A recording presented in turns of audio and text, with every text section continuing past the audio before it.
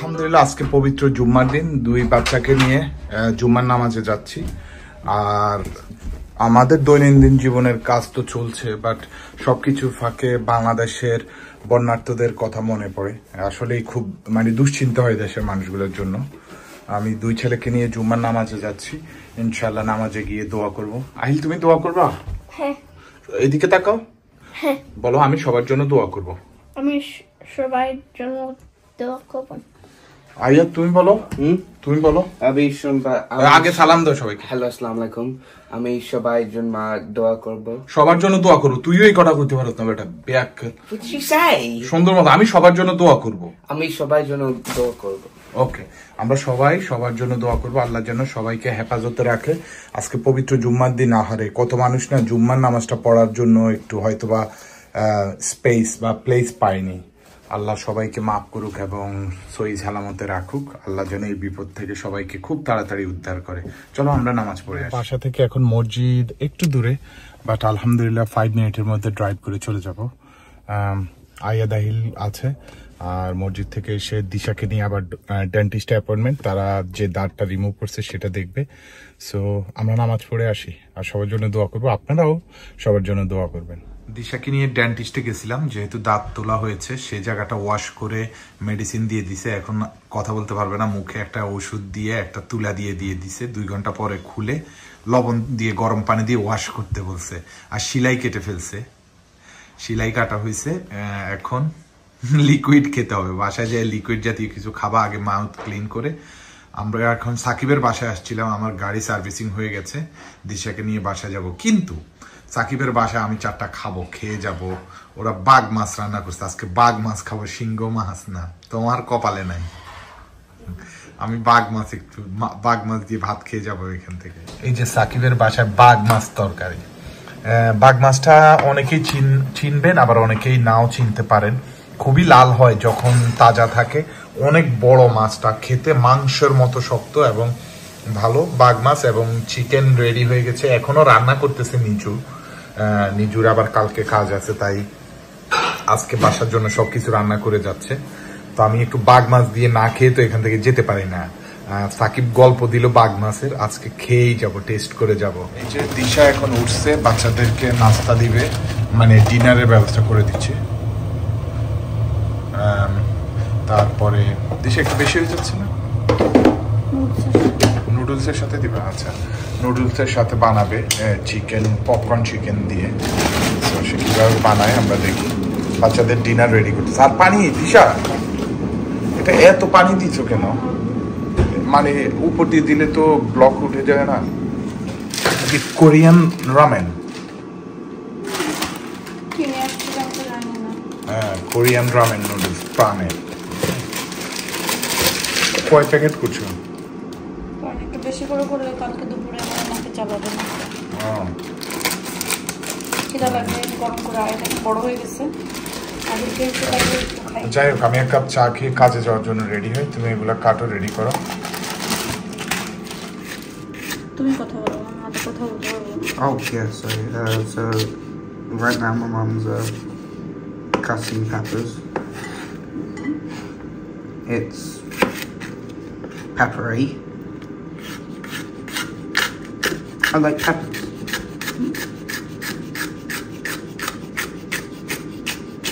Yummy.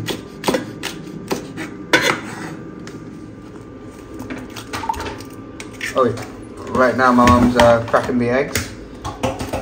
One thing I've noticed is that these egg yolks don't really stay together much.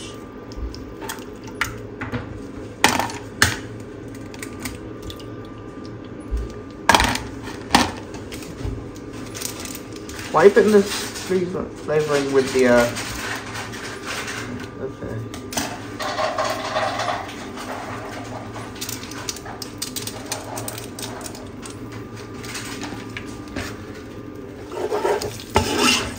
And now she's scrambling the eggs so we get little egg bits. She used 4 eggs for this. She is currently heightening the heat.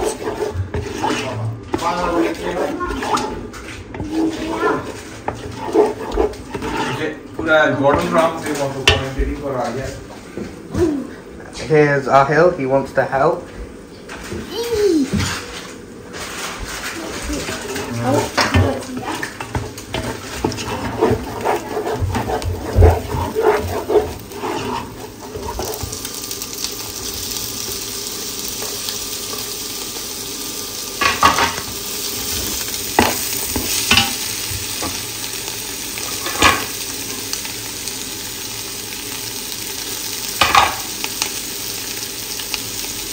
Now she's adding the seasoning pack. I am not used to talking for the video. I was waiting for you to start talking and then realised I'm the one who's meant to be talking.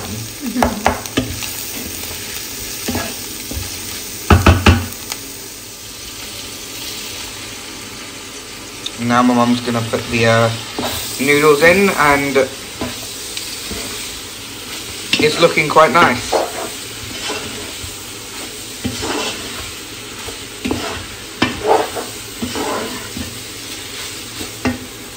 Now she's putting the actual seasonings in it. Not seasonings, yeah, it is seasonings in it.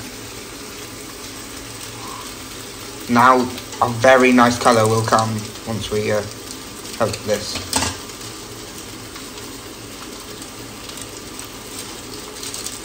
She's also adding the herbs, that one. Herbs and spices, that one. Okay.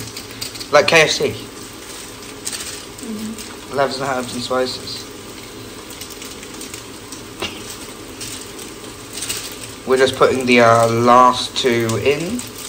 Oh, the last one of herbs, and we're not putting the last seasoning in.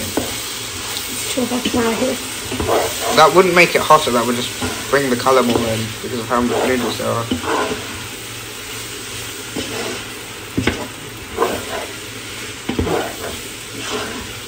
This it? I think it could use a bit more colour, but yeah, it does look good. Yeah, I say so. Ahil can handle it? If he can handle one, he can handle four at the same time. It's the same thing, just repeated. I think it's hot for him. We could take a little bit of the actual noodles and test it out now.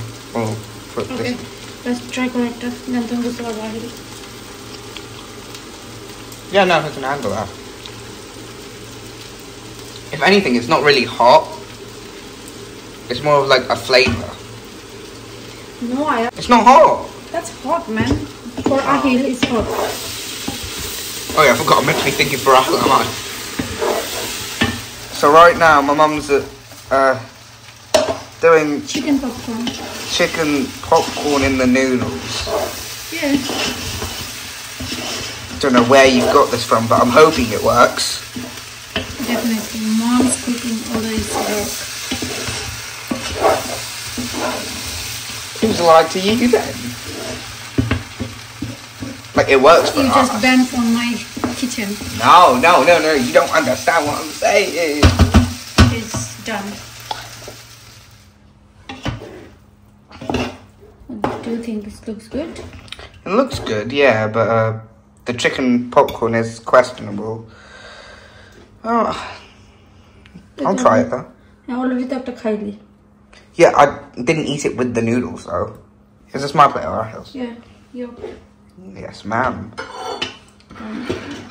No, this is Ahil's. আমি কোনো green chili দেইনি. Because already Because of it's hot. Ahil. Yeah. It's not even that hot, to be fair. তোমার জন্য hot না, but রাহিলের জন্য hot. Well, for you. রাহিলকে বলবা ketchup নিতে না. Okay? So কেচাপ নিয়ে পুরো টেস্ট নষ্ট করে। Yeah, no, he just likes tomato. Okay. We should make a spaghetti bolognese at some point. I want to eat it. দেখে Mama, did he put green chilies in it? No green chili. No.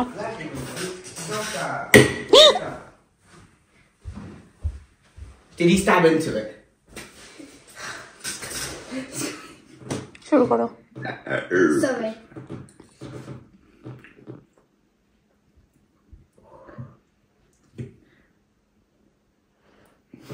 Just making sure.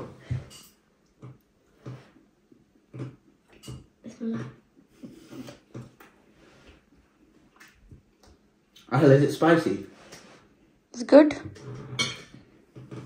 But that's fine. Ahil moja.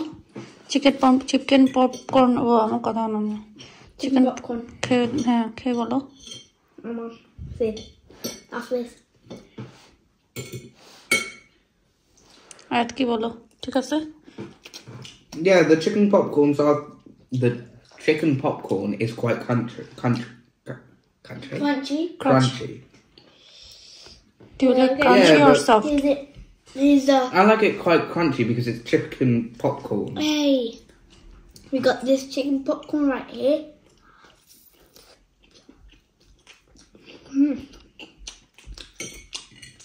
Too good. Alright. কারণ তুমি যে পরিমাণ ketchup নাও আর Mayo নাও সে মানে তোমার নুডলসের original টেস্টই নষ্ট হয়ে যায় বুঝছো? Exactly. দেন তুমি আর খেতেই পারো না। তোমার ওইটা লাইক মনে হয় যে তুমি টমেটো সস দিয়ে ওটা রান্না করে নিয়ে আসছো। Like Italian. Yeah, like bolognese. I could make spaghetti bolognese for you if you okay want. তোমরা খাও ওকে মা আর বসতে পারতেছি না ওকে I love you.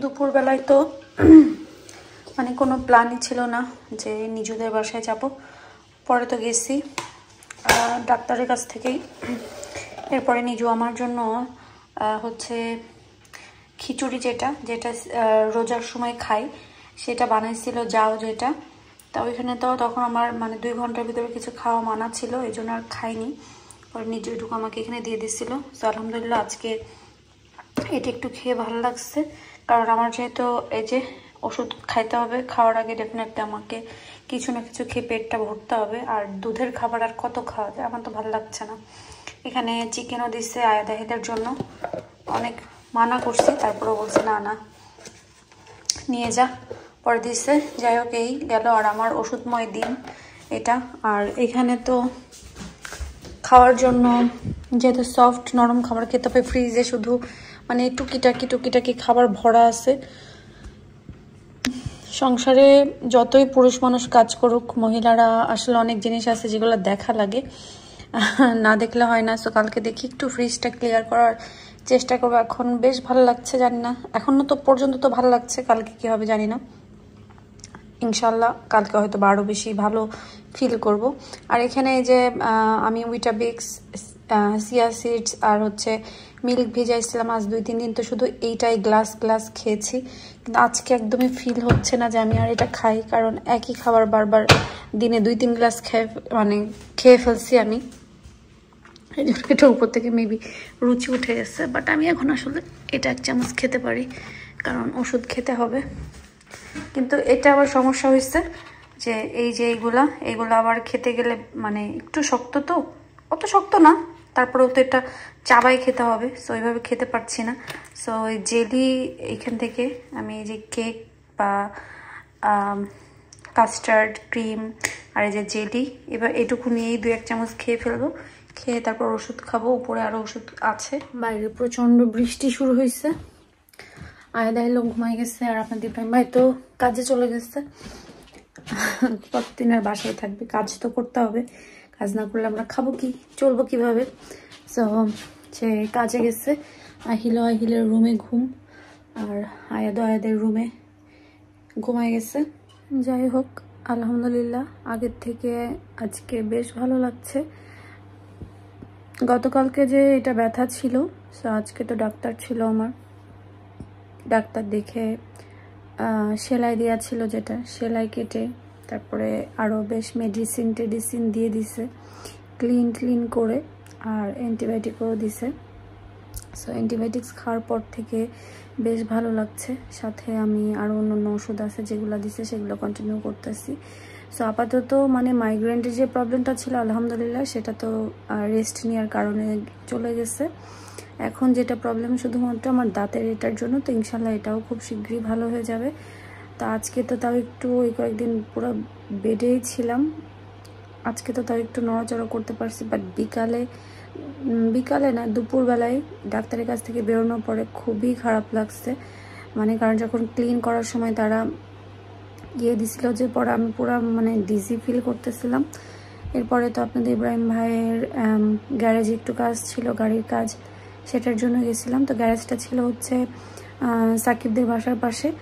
যখন বলছে যে বেশ সময় লাগবে, তখন বলছে তুমি তো এইভাবে বসতে পারবে না, তো আমরা সাকিবদের বাসায় যাই, কাজ শেষ হলে যখন গ্যারেজ থেকে ফোন দেবে গাড়ি নিয়ে আসবো। তো সেই সুবাদে আসলে হঠাৎ করে নিজুদের বাসায় যাওয়া হয়েছিল, সাকিব নিজুদের বাসায়। যার পর আমাকে তো খাওয়ার জন্য অনেক সাজছে, বাট আমি তো কিছু খেতে পারিনি। পরে আপনাদের ইব্রাহিম ভাই খেয়েছে। আমাদের সবার সাথে সবার সম্পর্কটাই এরকম, আমরা যখন যেখানে যেভাবে যাই, যাই থাকুক যেভাবে থাকুক, আমরা এভাবেই হচ্ছে পুরো ঘরের মানুষের মতন একজন আরেকজনকে ট্রিট করি। সো এইভাবেই কিন্তু আসলে সম্পর্কগুলো, রিলেশনগুলো টিকে থাকে, ভালো থাকে এটা। আর আরেকটা জিনিস যেটা বলবো সেটা হচ্ছে যে আজ কয়েকদিন তো আপনাদের ইব্রাহিম ভাই সব দেখাশোনা করছে, ভিডিও দেয়া, ভিডিও করা, এডিট করা, প্লাস হচ্ছে আপলোড দেওয়া, লেখা টেখা সব কিছু, কমেন্ট চেক করা, এগুলো সব কিছু আপনাদের ইব্রাহিম ভাই করছে। আমি তো আসলে এগুলাতে ছিলামই না। তো আজকে আপনাদের ইব্রাহিম ভাই কাজে চলে গেছে। তো আজকের থেকে মোটামুটি যতটুকু পারি সব কিছু আমাকেই করতে হচ্ছে বা করতে হবে। কতদিন আর এভাবে থাকবো।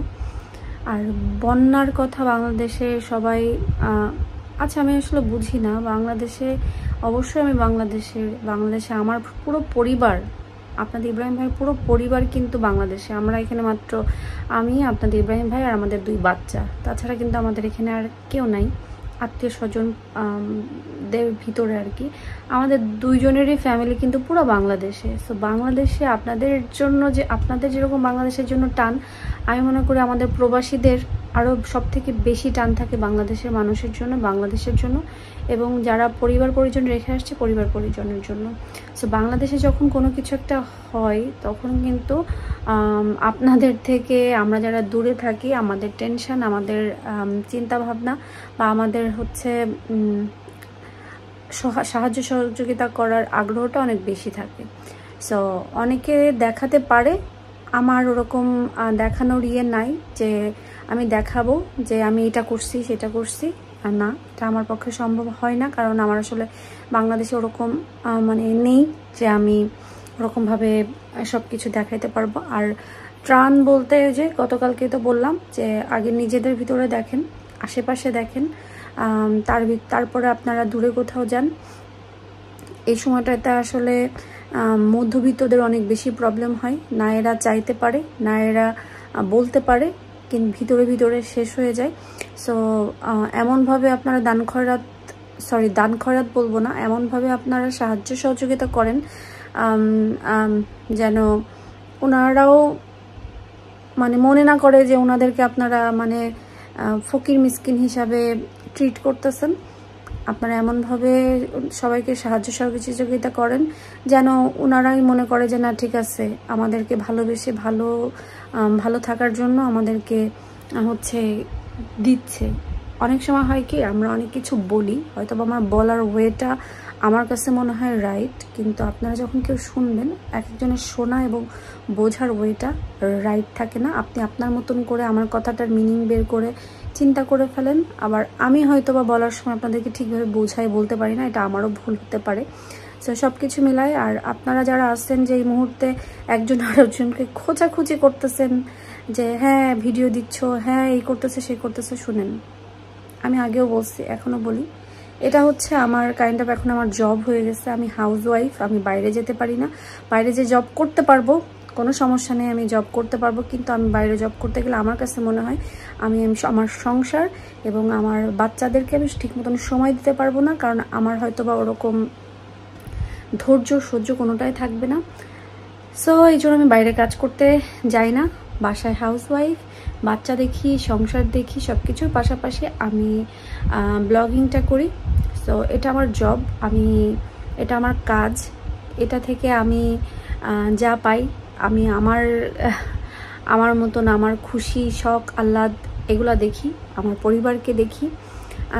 তাছাড়াও হচ্ছে এই যে বন্যা হয়েছে, সাহায্য সহযোগিতা করে প্রত্যেক মাসে, বিশ্বাস করবেন না, এভরি মান্থে আমার এক্সট্রা মানে টাকা বাংলাদেশে দেওয়াই লাগে। কতটা দেই সেটা হিসাব তো পরে আমি নিজেও হিসাব করি না, বাট এভরি মান্থে মানে এক্সট্রা টাকা দেওয়াই লাগে সাহায্য সহযোগিতার জন্য। সো প্লিজ আপনারা কেউ মানে শিখাইতে আসবেন না, বলতে আসবেন না যে সাহায্য করতেছি কিনা, সহযোগিতা করতেছি কিনা, আমরা কি করতেছি সেটা দেখার দরকার নেই। আপনি যতটুকু সময় আমাদের পিছনে লাগাচ্ছেন ততটুকু সময় মানে সাহায্য সহযোগিতা বা বন্যার্থদের বা শুধু বন্যার্থ না, যে কোনো অসহায় মানুষের কাজে লাগান, দেখবেন ভালো লাগবে, নিজে ভালো থাকবেন, আবার নিজের কাছেও ভালো লাগবে, মনের একটা শান্তি পাবেন। সো এটাই, আর কি বলবো, কিছু বলার নেই। সবাই ভালো থাকেন, সুস্থ থাকেন, আর আমাদের জন্য দোয়া করবেন। আর আমরা দোয়া করি যে এই মুহূর্তে বাংলাদেশের যে পরিস্থিতিটা যাচ্ছে, আল্লাহ যেন খুব তাড়াতাড়ি এটা সমাধান করে। আর একটা কথা আছে না, যে আল্লাহ যা করে ভালোর জন্য করে, পৃথিবীতে যা কিছু ঘটে ভালোর জন্যই ঘটে, ভালোর জন্যই হয়। এটা আমরা এখন বুঝতে না পারলেও পরে বুঝতে পারি। সো হয়তো বা এটার পিছনেও কোনো ভালো কিছু আছে। আল্লাহ প্রত্যেক বছর প্রত্যেক বাড়িতে এরকম একটা না একটা দুর্যোগ দেয়, প্রাকৃতিক দুর্যোগ বাংলাদেশে, আবার আল্লাহই সমাধান করে। ইনশাল্লাহ এবারও আল্লাহই সমাধান করবে, আল্লাহই আমাদেরকে, বাংলাদেশের মানুষদেরকে রক্ষা করবে। সো সবাই থাকেন, ভালো থাকেন, সুস্থ থাকেন, এবং সবাই অবশ্যই নিরাপদে থাকবেন। আল্লাহ হাফেজ।